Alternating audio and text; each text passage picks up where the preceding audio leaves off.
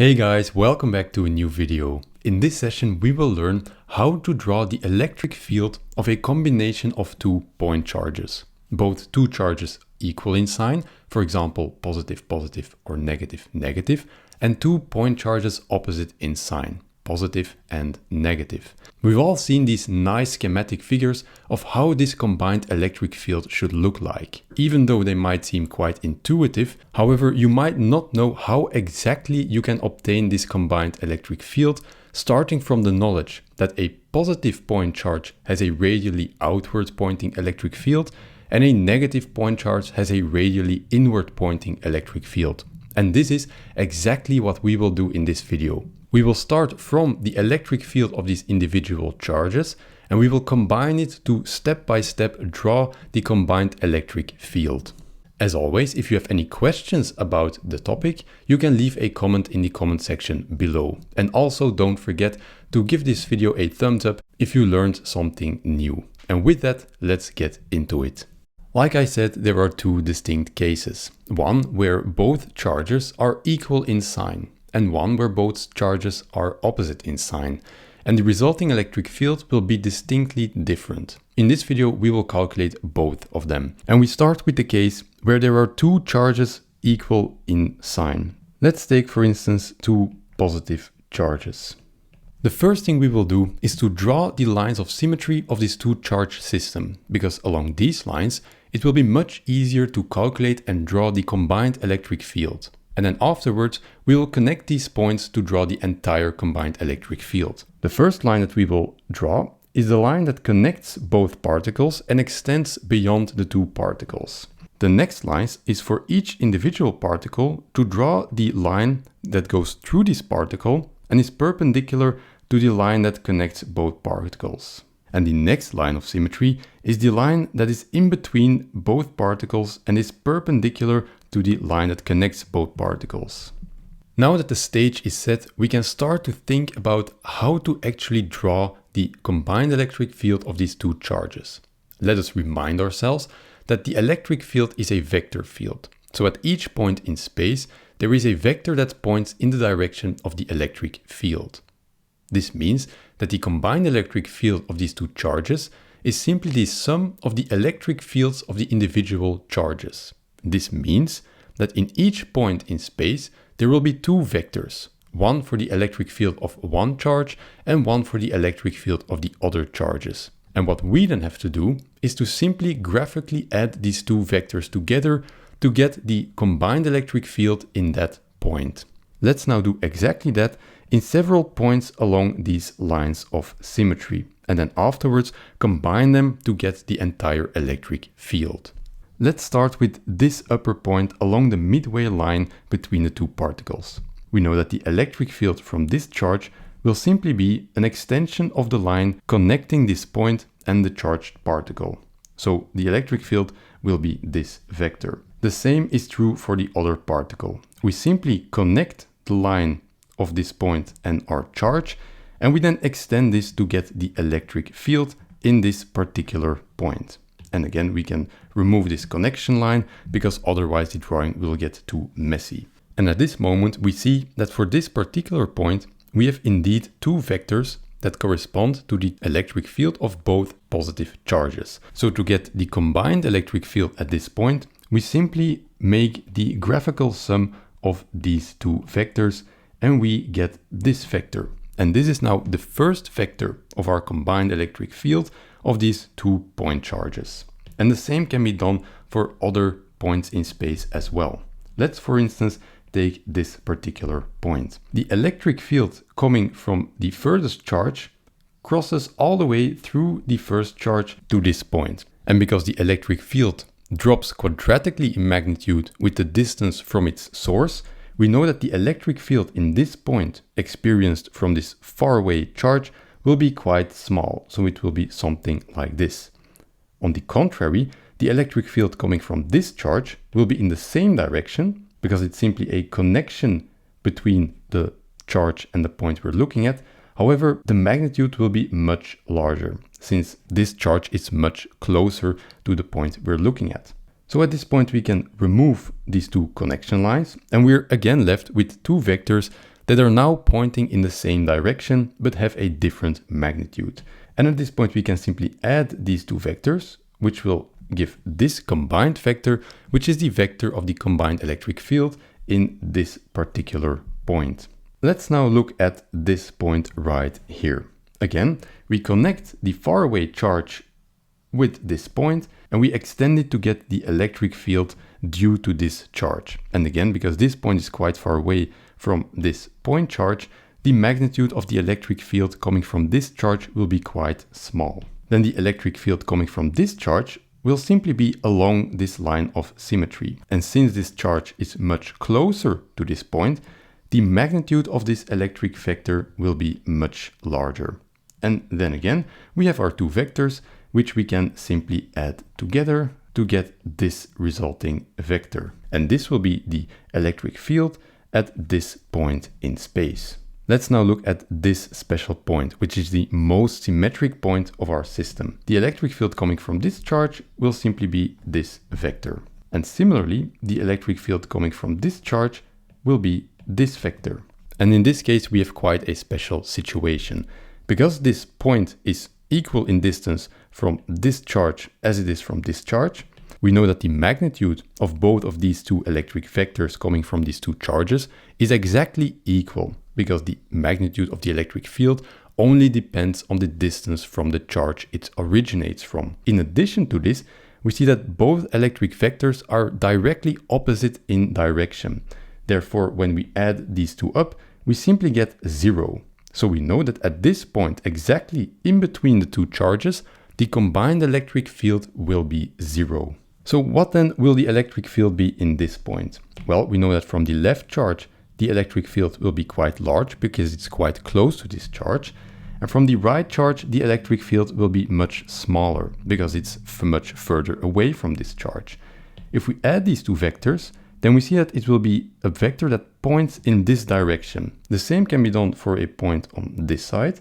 We see that the electric field from the right charge is quite a large electric field, and from the left charge it will be a much smaller electric field, and therefore the resulting addition of these two vectors will be pointing towards the middle of these two charges. Let's now look at this point, and we already can see, because of the symmetry of this system, that it will be quite similar to this situation right here. But let's just do it for good measure.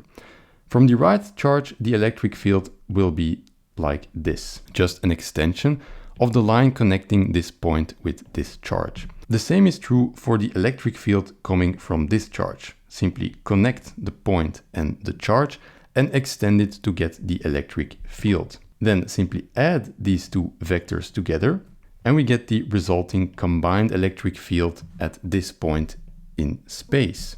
Let's look at this point, which will be quite similar to this situation.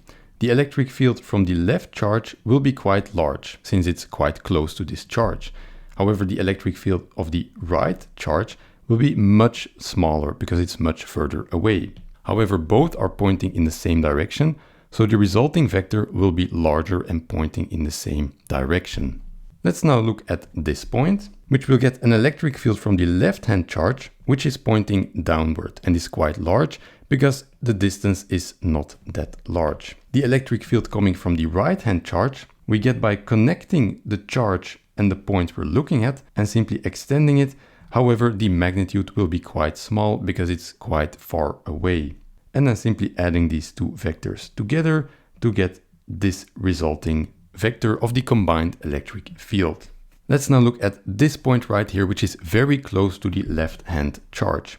We see that the electric field from the left-hand charge is very large because it's very close to this charge. And the electric field coming from the right-hand charge will be almost perpendicular to the electric field from the left-hand charge, but it will be very small compared to the other electric field because it's much further away.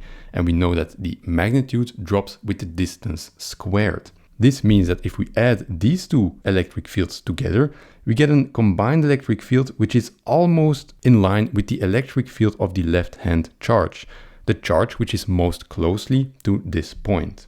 And at this point, we've calculated enough points in order to get a general idea of how the combined electric field will look like. And before we do this, let me first clean this picture up by removing all of the electric fields of the individual charged particles. What we're going to do now is to consider the fact that the electric field is a continuous field. This means that the electric field does not drastically change from one point to the next one. Knowing this, we can somehow connect all of these vectors that we actually calculated. And to do this more concretely now, let me first show you an example to avoid any confusion. Let's say that we have 2 points in which we calculated the vectors to be in this point pointing in that direction and in the other point pointing in that direction. Now, connecting these 2 points with a line, we mean that on each point of this line, the tangent vector of this line will be in the direction of the vector field. So if we draw a line through these 2 points like this, then we've connected these 2 points because we see that at this point, the tangent vector of this line points in this direction, and in this point, the tangent points in that direction. And this also means that by an extension, that at this point, the tangent will point in this direction, and at this point, it will point in that direction. And this is how we get from 2 points that we actually calculated to a smooth line along which we can see all of the vectors. And let's now do exactly this with the combined electric field that we calculated. The easiest vectors to connect are the vectors along this line, because they will always point in the outward direction. So we already have a line along which we know the electric field. We know already that in this point the electric field will be 0. And now let's connect this point and this point. We know that close to the charge, the electric field will be pointing radially outward. And we know that along this line, the electric field will always be pointing in this direction. So now connecting these 2 lines, we can simply do the following. So let's draw it like this. And we see that in this point, indeed, our vector points upward. And in this point, indeed, our vector points to the right. And this line now describes the electric field for all of the points along this line. The same reasoning can now be done in the other direction. We know that all of the electric fields along this line will be pointing downward. So now we simply connect this line like this. So we know that all of the electric fields will be pointing along this line. The same can be done on the other side of this line. We know that here the electric field will always be pointing in that direction, and it has to be pointing in this direction along this line. So let's simply connect it, and we will get something like this. And if we connect it right here, we will get something like this. However, because it's a sketch, it's not as symmetric as it should be, but in theory, it should be very symmetric. Let's now look along these lines right here. We know that close by, the electric field will be pointing radially outward. However, we see that the more we go along this symmetry line here, the more the vector will be pointing in that direction. Using this information, we can see that the lines will be something like this. And the same goes for the other direction and for the other charge in both directions. And now we're starting to see a familiar vector field. And if we use the information that very close to the charges, the electric field will always be pointing radially outward. And we know that it is a continuous electric field, meaning that it will be some sort of flow pattern. We can now fill in the figure more by using this information. For example, this line will be something like this. And this line will be something like this. And so on and so on. And we see that we indeed get the familiar picture that we get if we just simply look up the electric field of 2 positive point charges. And even though this is just a rough sketch, we didn't use any calculator or anything special. We simply added vectors together and then used the fact that the electric field is a continuous field to connect all of the vectors that we actually calculated. And this is how the combined electric field is obtained, starting from the electric fields of the 2 charges separately. Let's now go to the following scenario, where we will do exactly the same, however now between 1 negative charge and 1 positive charge. And because we've just seen a very elaborate example, let me go a bit more faster on this example.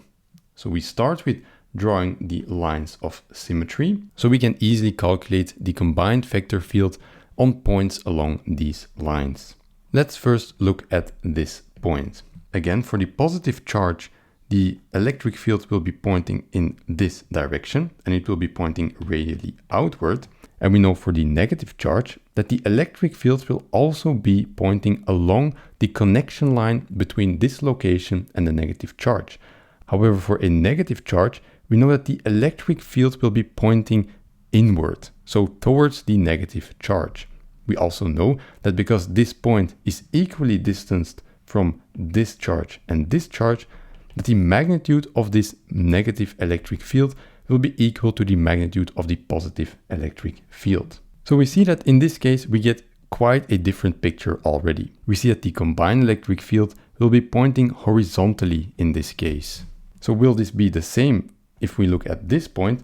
Well, yes, because the positive electric field will be pointing in this direction and the electric field coming from the negative charge will be pointing in this direction. And again, if we add these two vectors, we see that the combined electric field again points horizontally. And this already gives a very different picture than we had before. Let's for instance consider this point where before we had no electric field at all. We know that the electric field from the positive charge will be pointing in this direction. However, also the electric field from the negative charge will be pointing in this direction and they will be equal in magnitude because this point is equally distanced from both charges. Adding these two vectors, we simply get a vector that is double the magnitude as before, pointing towards the negative charge. What if we now look at this point? We see that the electric field from the positive charge will be very large and pointing outward, and the electric field from the negative charge will be pointing inward. However, it will be much smaller because the negative charge is much further away. So the combined electric field will be near identical to the electric field coming from the positive charge. So what will be the symmetrical situation on the side of the negative charge? We see that the electric field from the negative charge will be pointing towards the negative charge and will be quite large. However, now the roles are swapped because the electric field from the positive charge will be pointing outwardly, but it will be much smaller. And in this case, the resulting combined electric field will be almost identical to the electric field of the negative charge and therefore pointing towards the negative charge. What about this point right here? We have a large electric field from the negative charge pointing towards the negative charge. And for the positive charge, we connect this point with the location of the positive charge and we add a vector that is pointing outwardly. However, this vector will be very small because the charge will be very far away. Adding these two vectors, we will get a vector which is near identical to the vector of the electric field due to the negative charge, but it will be pointing slightly outward.